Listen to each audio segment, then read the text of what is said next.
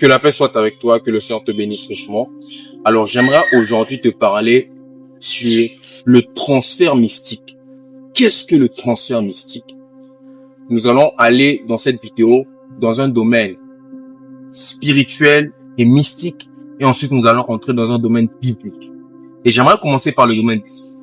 Alors, le transfert mystique ici, c'est quoi? Le transfert mystique, je vais vous donner deux définitions. Le transfert mystique est premièrement la dimension qu'avait une personne qu'il transmet à une génération ou à quelqu'un qui est proche de lui parce qu'il s'en va.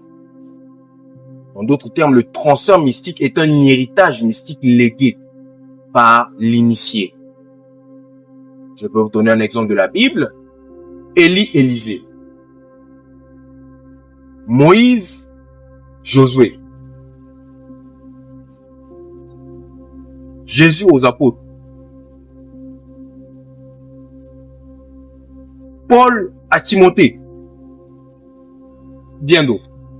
Donc le transfert mystique ici se fait dans deux phases. La première phase est spirituelle, ensuite physique. Le transfert mystique ici, en fait, c'est l'action de présenter quelqu'un devant le monde des esprits afin qu'il soit éligible d'opérer dans une certaine dimension. Voilà pourquoi, lorsque vous êtes dans une église, vous voyez qu'on ordonne les prédicateurs ou on ordonne les hommes de Dieu. En fait, cette chose que vous voyez là, à ce moment-là, c'est la partie physique. Mais il y a une partie spirituelle qui se fait en aparté qu'on ne vous montre pas. Parce que toute vraie chose spirituelle, la force d'une chose spirituelle, c'est ce qui est caché. Voilà pourquoi on dit occulte. Donc, le transfert mystique est une éligibilité qu'on donne à une personne d'opérer dans une dimension selon la faculté que son esprit peut avoir. Parce que tu dois savoir qu'avant même qu'on te donne une dimension, tu dois être prêt à recevoir cela. Et tu dois peser pour cela. Sinon, pas la dimension peut te rendre fou. Voilà pourquoi certaines personnes, lorsque ils reçoivent certaines grâces, certaines bénédictions venant d'hommes de Dieu ou quoi que ce soit, s'il n'est pas assez préparé pour ça, ça peut le détruire.